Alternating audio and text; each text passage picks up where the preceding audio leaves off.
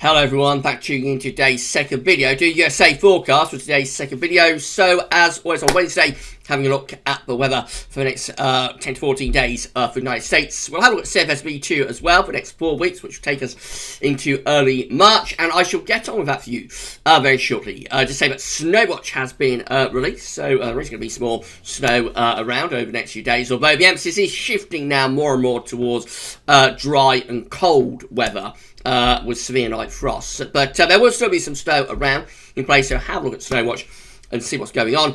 And we're going to be live streaming tonight from 6 o'clock. We'll live stream our 10 to 14 day update for the UK and for Northern Europe as well. So I shall see you live from 6.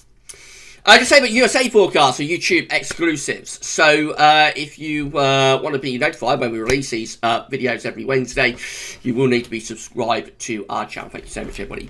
Do that. Click the bell notification icon, and you'll be notified by YouTube when we release these videos and all other videos and live stream as well. Right, so we're going to start off with GFS, upper air temperature and precipitation ensembles the next couple of weeks. Looking at Chicago today, again, the red line's a 30-year upper air temperature average for Chicago. A little bit's going to go extremely cold. It's already cold, but it's going to go extremely cold over the coming few days. We're actually going to go down to around -20 at 850 HPA, actually a bit under -20 at 850 HPA. Some of these ensemble members are going down between -25 and -30 at 850 HPA. They're outliers, but extremely cold. There, and then it's going to the second half of February, just generally staying very cold then as well. It's not until the very end of the ensemble graph, it gets into last week of February, that we see the upper air temperatures beginning to lift up. So it really is going to be extremely cold through the Midwest, and those extreme cold temperatures are going to extend across many parts of America. More about that in a moment. Precipitation-wise, there's going to be quite a lot of snow to come with these extreme cold temperatures as well. And then as we go into more extended range, of course, we're lifting the temperature up a little bit, but there's more precipitation spikes then, so that could be further significant falls of snow, probably later on in the month. Temperature anomalies for America look like that, absolutely extraordinary. Look at this, 20 Fahrenheit below average, all the way down to the Gulf Coast and the border with Mexico. Through Texas. Absolutely unbelievably frozen solid from north to south across the central part of the United States, extending into the Midwest as well. It's pretty cold out to the west, to be honest, but it's not as cold in the west. It's not quite as cold, actually, in the east either. It is still cold on average, don't get me wrong, but the extreme cold is really from Canada down through the central states into Midwest as well.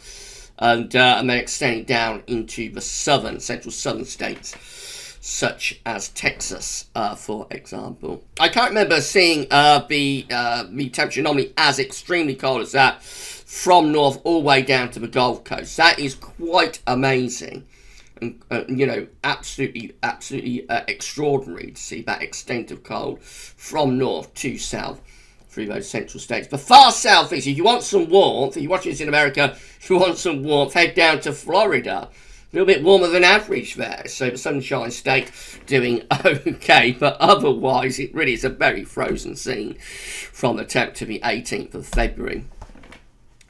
Precipitation anomalies look like this. So rather wetter than average. So I suppose if it's a bit warmer than average in Florida, the price to pay, so there's going to be some rain and thunderstorms around, but at least the temperature will hold up. So a little bit wetter than average in the far east and south of America. Out in these western states away from California, anyway, and Arizona, it is largely above average with precipitation again. Where it's coldest, excuse me, where it's coldest, it is also driest from the north to the south across those central and midwestern states. Right, so this is how the setup is looking today with the GFS model.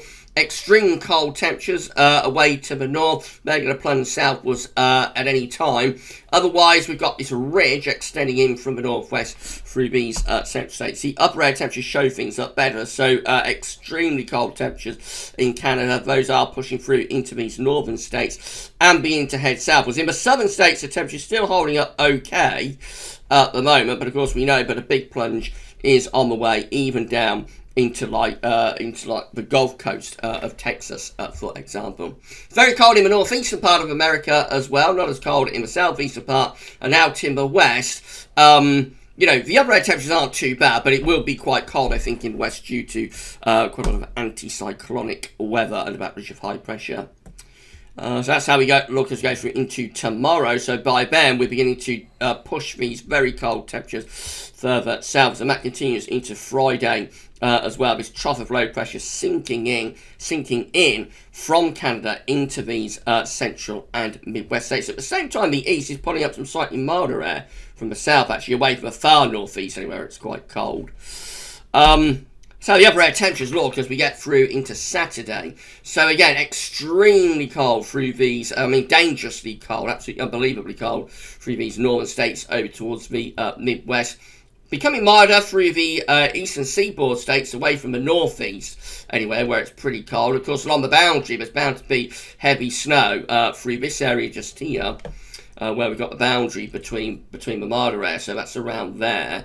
There's bound to be some very heavy snow pushing through there, but there will be a lot of snow with the extreme cold further north as well. Out in the west, the temperatures hold up a little bit better in terms of the upper air temperature, but because you're on a ridge of high pressure, it probably will be quite cold and frosty in the west.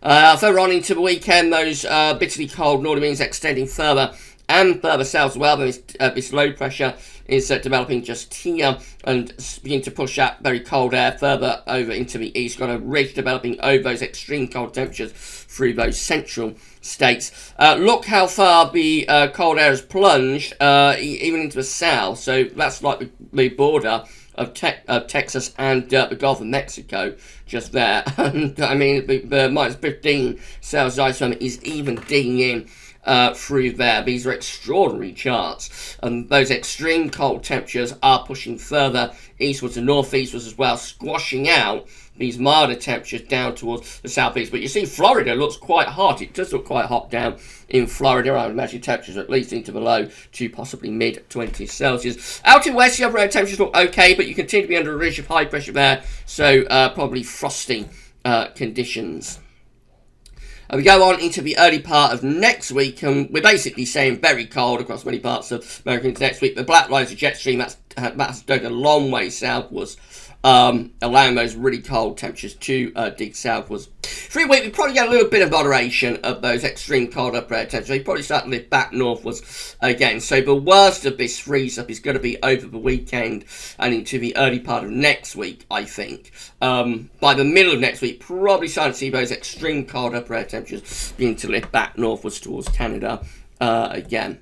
Moving up towards day 10, we find the ridge beginning to reorient itself and build down to the south. That does start to allow milder air to push up from the southern states northwards. So by Saturday, 20th of February, we are in extent range now, but by 20th of February, the coldest temperatures are really just left over the far northeastern part of America, with many of these central and midwestern states starting to become milder. Of course, there could be significant snow involved in that warm-up, and also freezing rain, maybe ice, ice events could occur with that warm-up as well.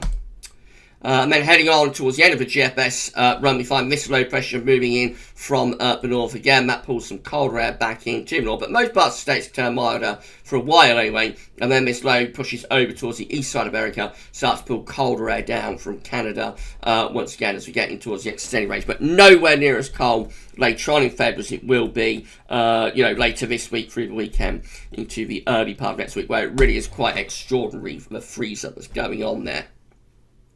ECM looks like that. So the euro, again, bringing the very cold temperatures out of Canada into northern parts of America. And through the next few days, those very cold upper air temperatures will start to descend southwards into America. So we move on into the weekend and the early part of next week.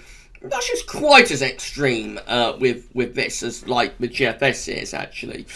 But even so, still pushing that minus 10, minus 15 Celsius iceberg down into Texas, which is a little bit unusual. The coldest temperatures are through the central northern states and over towards the Midwest again, extremely cold through there. Heavy snow will push eastwards along the boundary of the milder temperatures to the southeast. Again, looking quite hot around Florida and in this far southeastern corner, actually.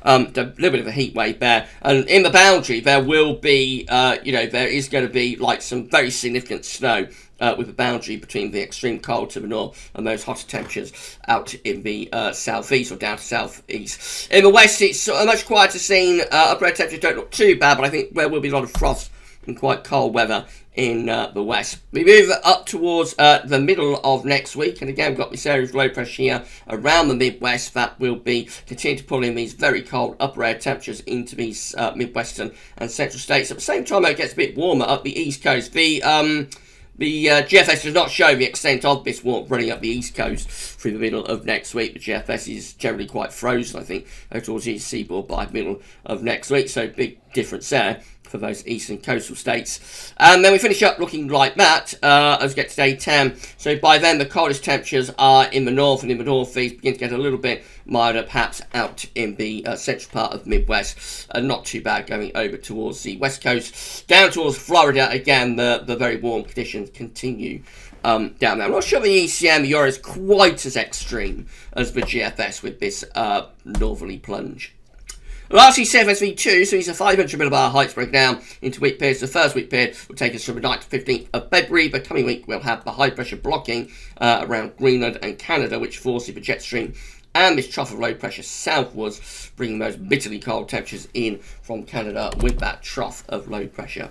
Week 2 is going to be the 16th, 22nd of February. Again, high pressure to the northeast, low pressure through the central states, a jet stream digging all the way down to the Gulf Coast. So very, very cold through those central and midwestern states. High pressure off the coast of the Pacific side of America. We go through to week 3, which is going to be the 23rd of February to 1st of March. That trough low pressure extends eastwards, probably takes those bitterly cold temperatures with them. And we go through to week 4, and this is going to take us from the 2nd to the 8th of March. Low pressure away to the northwest then. High pressure around the southwestern part of America.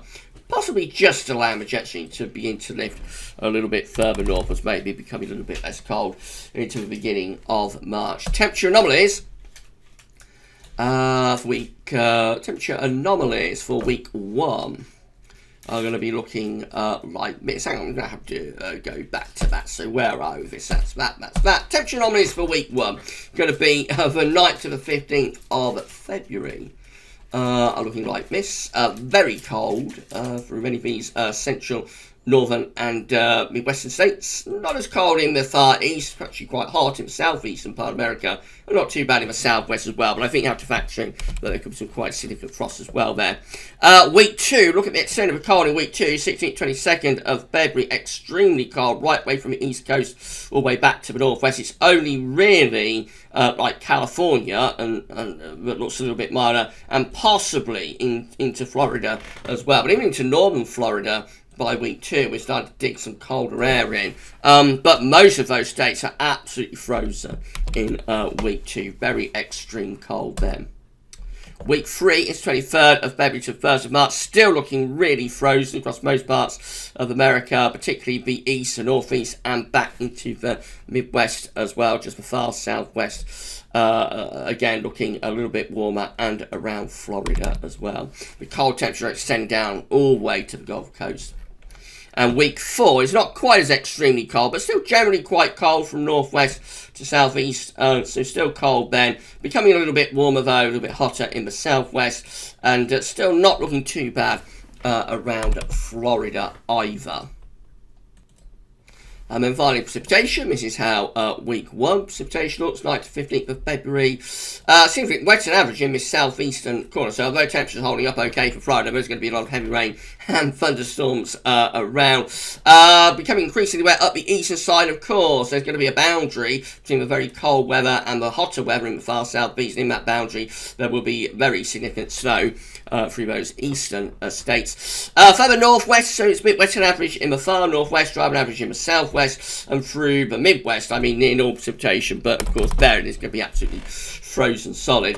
We go through to week 2, 16th, 22nd of February. Overall, a bit above average with precipitation precipitation, all of that's going to be snow, really, away from like the very warmest areas, which is the far west, southwest, and also the extreme southeast. Most parts of America are looking very snowy there, actually, and extremely cold. Week 3 is going to be the 23rd of February to the 1st of March, dry in the south and southwest. Otherwise, near normal, we're losing a single the further out we're going, really. And then go through to week 4, which is the 2nd to the 8th of March. And just generally looking pretty dry, really, through many of the central and southern states. A bit wet average in the north. Indicative perhaps of a jet stream just started to lift up northwards. So maybe by early March, it's beginning to get a bit less cold, a bit milder through many sort of central parts of states anyway. And also going a bit drier too. Right, that's it then for the USA forecast this week. So extreme cold, dangerous cold coming up for many parts of America in the next few days, and possibly lasting a couple of weeks if the CFS is right. So really in the freezer in America in the coming days. Wrap up and take care of your watching from there.